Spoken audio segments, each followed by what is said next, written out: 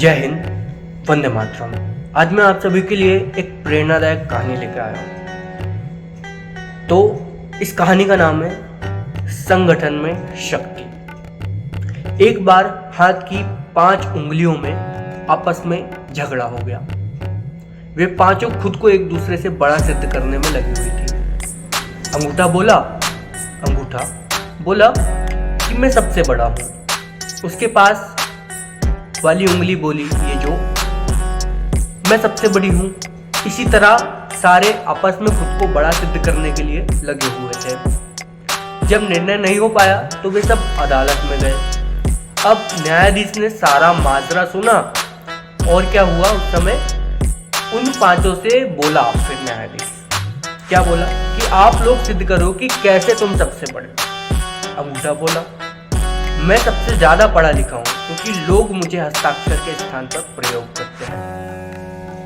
पास वाली उंगली बोली कि लोग मुझे किसी इंसान की पहचान के तौर पर इस्तेमाल करते हैं। उनके पास वाली उंगली बोली, आप लोगों ने मुझे नापा नहीं, अन्यथा मैं सबसे बड़ी होती। बीच वाली, ठीक है। उसके पास वाली उंगली बोली, मैं सबसे ज्यादा अमीर हूं। ये क्यों?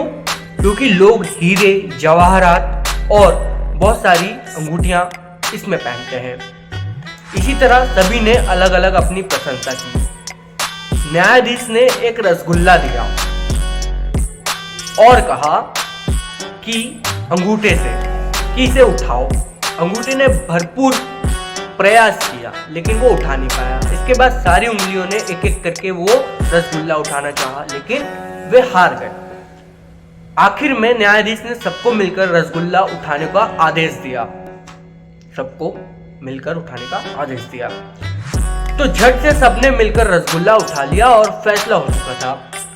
न्यायाधीश ने फैसला सुनाया कि तुम सभी एक दूसरे के बिना अधूरे हो और अकेले रहकर तुम्हारी शक्ति का कोई अस्तित्व नहीं है, जबकि संगठित रहकर तुम कठिन से कठिन काम भी कर सकते हो।